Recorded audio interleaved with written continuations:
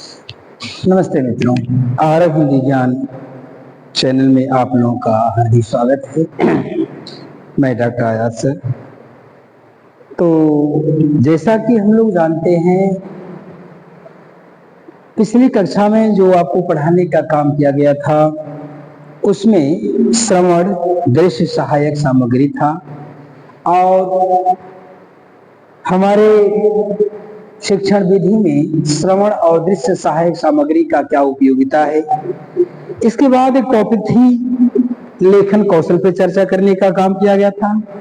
आज हम पुनः चर्चा करने का काम करेंगे मौखिक अभिव्यक्ति का अर्थ।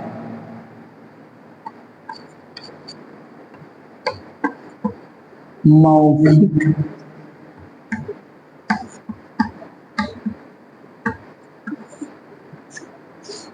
अभिव्यक्ति का मौखिक अभिव्यक्ति का अर्थ यानी ये कहना चाहता है कि हम लोग जिस बात को बोलते हैं, बोल करके अपने भावों विचारों को जो दूसरे को समझाने का काम करते हैं या दूसरे के भावों और विचारों को हम लोग जो समझने का काम करते हैं, ये हमारा जो संप्रेषण होता है ये मौखिक होता है। तो उसने कहने का काम किया हुआ है कि जो मौखिक संप्रेषण है, तो इस मौखिक संप्रेषण को इसका क्या अर्थ है, यानी मौखिक संप्रेषण किसे कहने का काम करते हैं। तो ये यदि आपका इस तरह का प्रश्न होता है तो आपका उत्तर होगा मौखिक अभिव्यक्ति का अर्थ है मनुष्य एक सामाजिक प्राणी है। कहता है मानव एक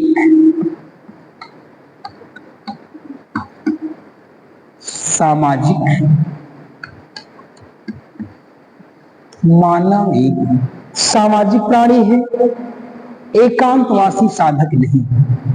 कहता है एकांतवासी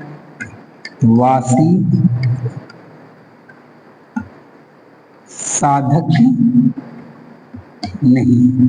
कहता है कि मनुष्य एक सामाजिक प्राणी है, लेकिन वह एकांत में रहने वाला साधक नहीं है, कोई तपस्या करने वाला नहीं है। कि समाज में रहने वाला है, समाज की गतिविधियों को समझने वाला है, समाज में हर एक अच्छाई और बुराई को देखने वाला है, उससे अच्छा सुझाव देने वाला है। तो उसने कहा कि मनुष्य एक सामाजिक प्राणी है और न कि वह एकांतवासी साधक नहीं है, यानी एकांत में साधना करने वाला नहीं है। और उसे प्रतिक्षण कहता है और उसे पग पग पर समाज में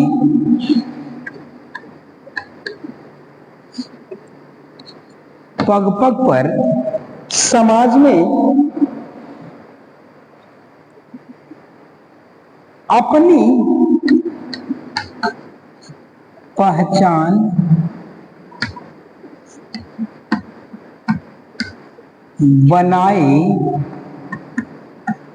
पहचान बनाए रखने के लिए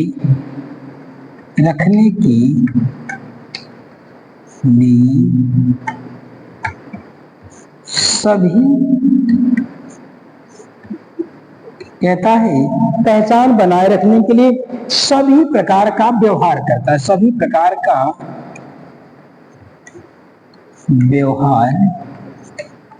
व्यवहार करता है। देखिए उसने एक बात कहा, कहना ये चाहता है कि मौखिक अभिव्यक्ति का क्या अर्थ है।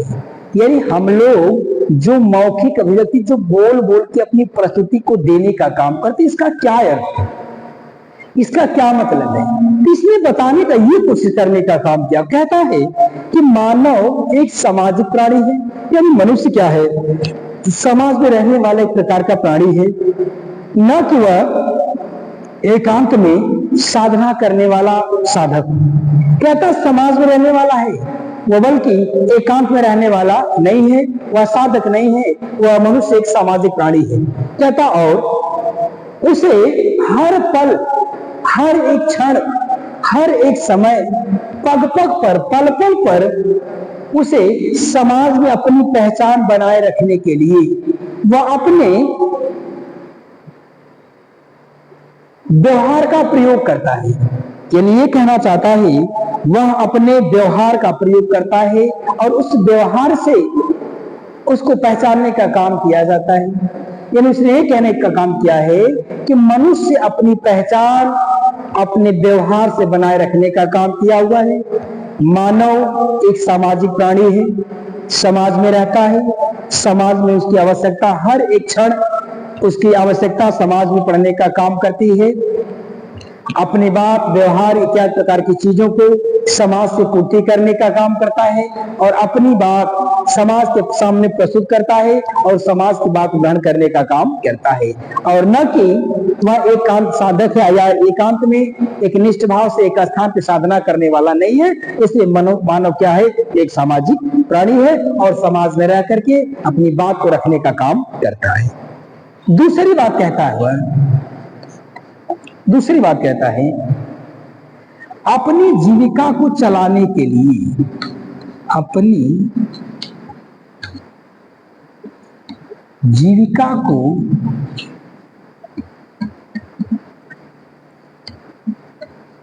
चलाने के लिए कहता है अपनी जीविका को चलाने के लिए संसाधनों का, कहता है विभिन्न संसाधनों का प्रयोग, विभिन्न संसाधनों का प्रयोग करता है और विभिन्न प्रकार की कहता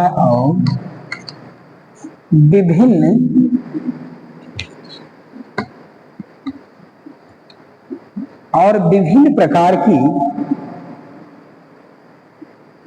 वाणी का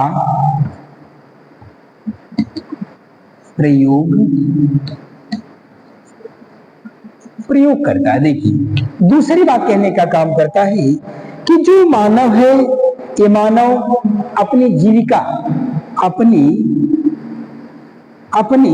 जीविका को चलाने के लिए विभिन्न प्रकार के संसाधनों का प्रयोग करता है और विभिन्न प्रकार की वाणी के द्वारा समाज में अपनी बात को रखने का काम करता है और समाज की बात को ग्रहण करने का काम करता है। इसलिए कहता है ये एक प्रकार का सामाजिक प्राणी है।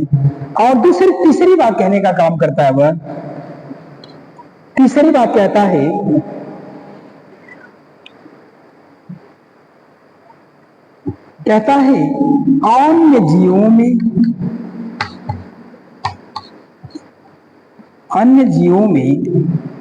अन्य जीवों में जटिल मानसिक क्रियाओं का अभाव होता है।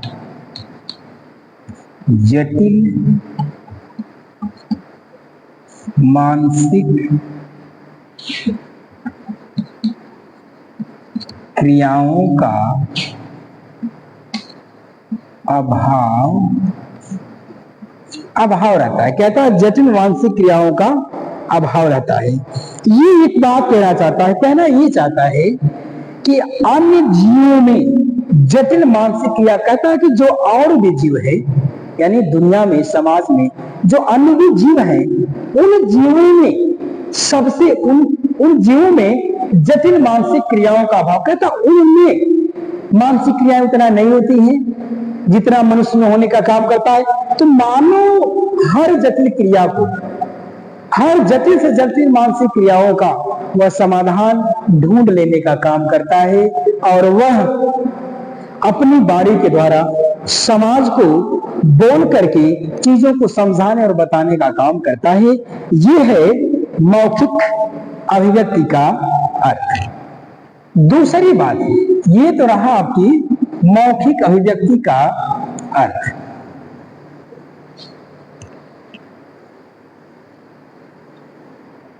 अगली पॉइंट है मौखिक अभिव्यक्ति का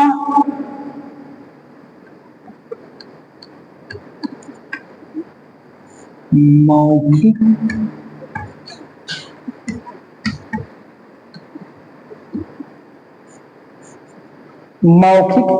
अभिव्यक्ति कौशल का आशय।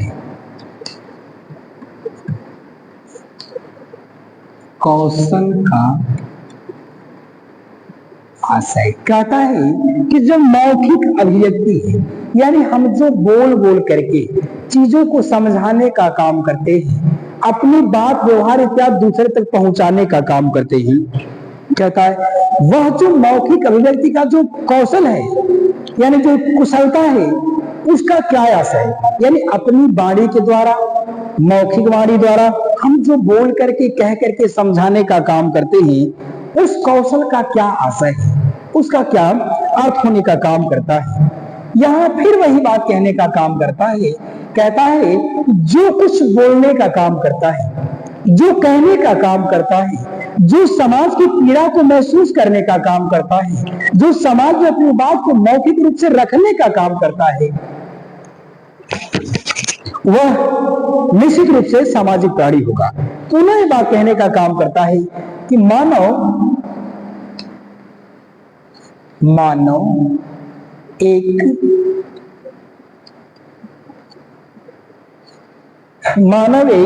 सामाजिक प्राणी है। वह समाज में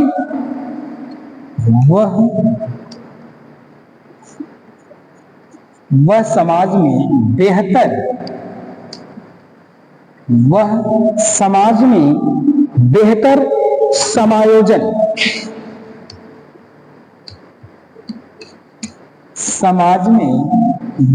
समायोजन, अपने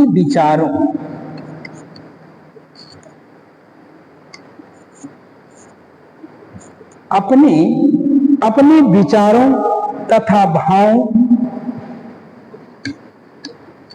तथा भावों के द्वारा प्रस्तुत करता है।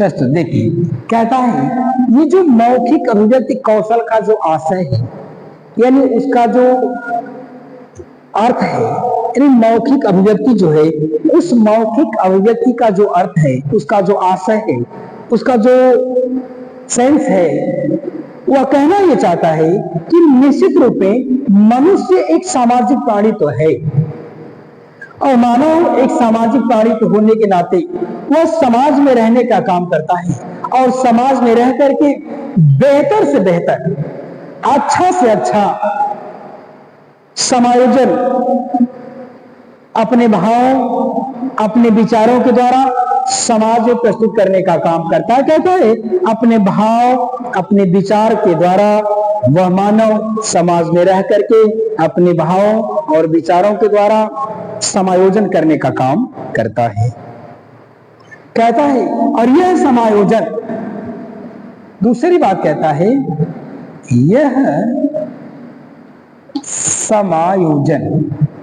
यह समायोजन दो प्रकार से किया जाता है। दो प्रकार से किया जाता है। नंबर 1 लिखकर, और नंबर 2 बोलकर। कहता है ये जो होता है समायोजन, तो जो मानव जो होता है अपने विचारों को, अपने भावों को इस समाज के समायोजन को बनाए रखने के लिए, ये अपने भाव, अपने विचारों को दो तरह से रखने का काम करता है।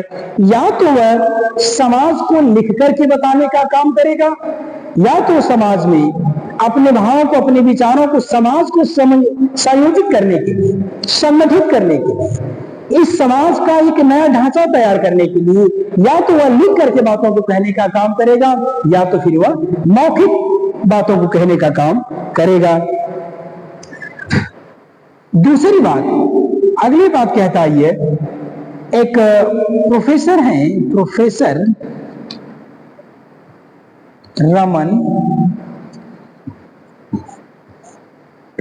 रमन बिहारी लाल। प्रोफेसर रमन बिहारी लाल ने कहने का काम किया हुआ है, अपने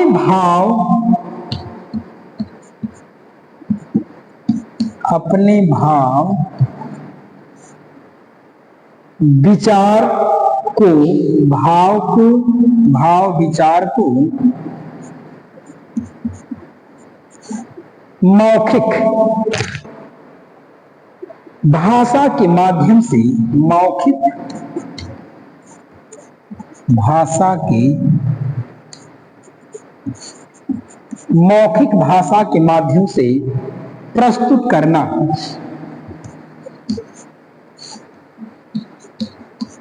या कहना, प्रस्तुत करना या कहना ये मौखिक अभिव्यक्ति का कौशल है। देखिए उसने ये कहने का काम किया हुआ है, ये मौखिक अभिव्यक्ति कौशल का आशय पूछता है कि मौखिक अभिव्यक्ति कौशल का आशय क्या है।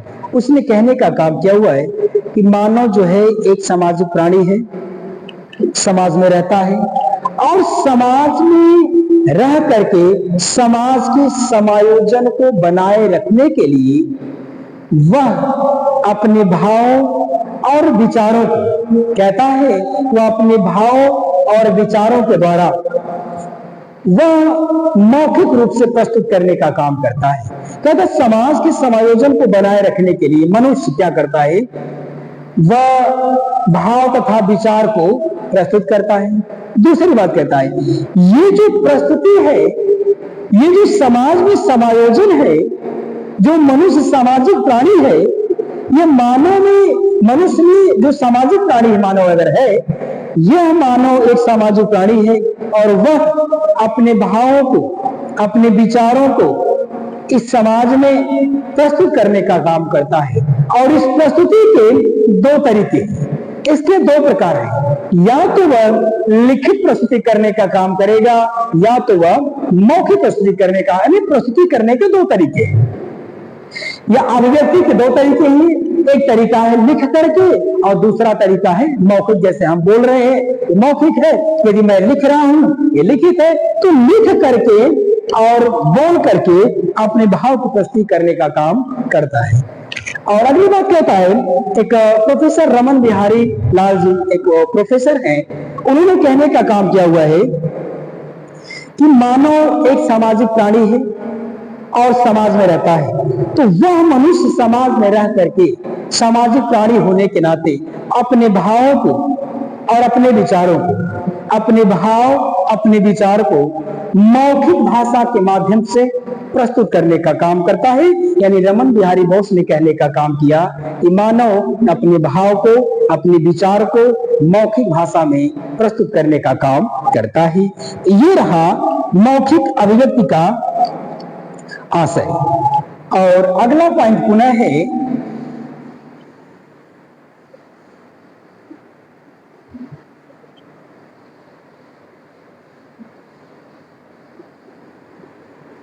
ये आपका दो टॉपिक हुआ, एक टॉपिक और है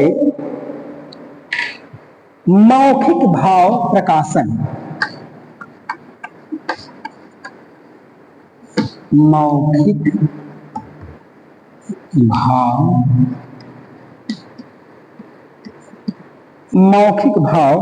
प्रकाशन। मौखिक भाव प्रकाशन शिक्षण के उद्देश्य।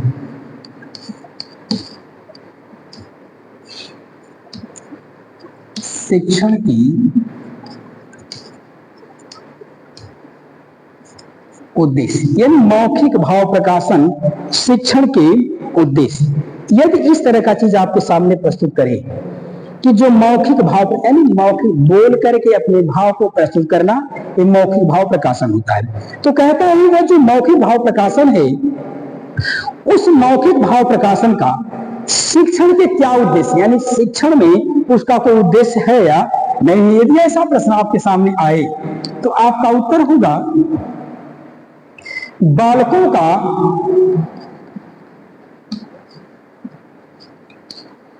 कहता है बालकों का उच्चारण शुद्ध,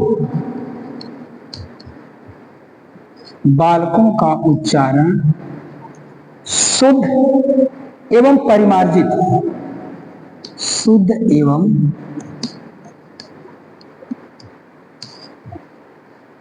परिमार्जित हो। कहता है बालकों का जो उच्चारण होता है वह शुद्ध और परिमार्जित होना चाहिए। दूसरी बात कहता है छात्रों को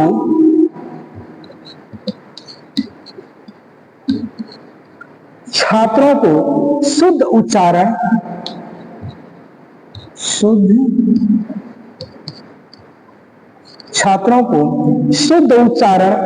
उचित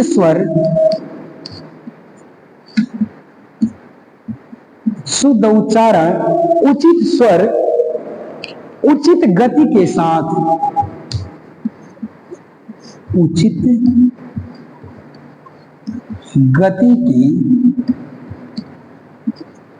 गति के साथ बोलना सीखना,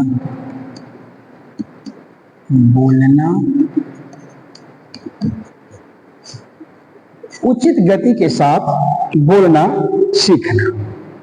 और अगली बात कहता हुआ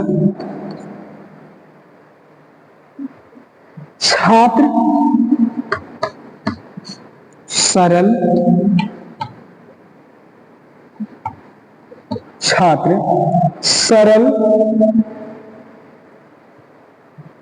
एवं मुहावरेदार भाषा,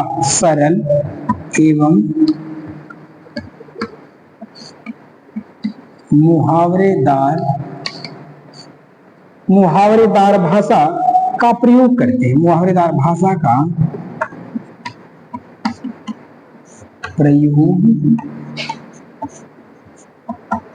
प्रयोग करते हैं। और अंतिम बात वह कहता है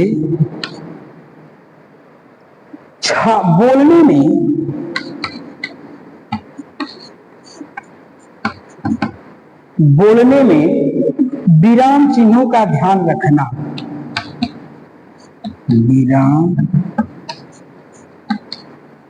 चिन्हों का ध्यान रखना। और कहता है छात्र में क्रमबद्धता बनाए रखना,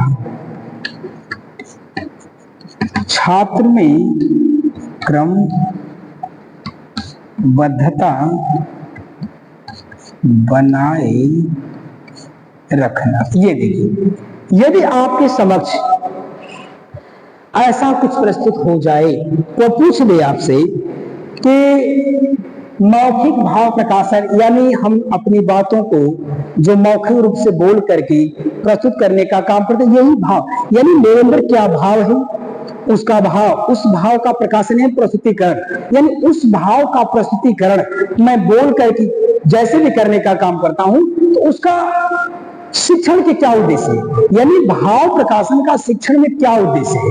यदि ऐसा प्रश्न होता है तो आपका उत्तर होगा कि बालकों का उच्चारण शुद्ध और परिमार्जित होना चाहिए। ये कहना चाहता है कि जो मौखिक भाव प्रकाशन है, उस मौखिक भाव प्रकाशन के द्वारा यदि बालक अपनी बात को मौखिक रूप से रखने का काम करता है तो उसका जो उच्चारण होता है वह शुद्ध एवं परिमार्जित होता है। दूसरी बात कहता है कि छात्र को शुद्ध उच्चारण, उचित स्वर, उचित गति के साथ बोलना चाहिए। कहता है जो छात्र है ना, उस छात्र को उचित स्वर, उचित लय, उचित गति, आरोह अवरोह इत्यादि प्रकार की चीजों के साथ उसको बोलने का काम सिखाया जाता है, यह शिक्षण है। अगली बात कहता हुआ कि छात्र सरल तथा मुहावरेदार भाषा का प्रयोग करता है, यानी मौखिक अभिव्यक्ति जब करता है तो वह इस प्रकार की अभिव्यक्ति प्रस्तुत करने का काम करता है कि सामने वाला वह मेरी बातों को सुन पाए, समझ पाए।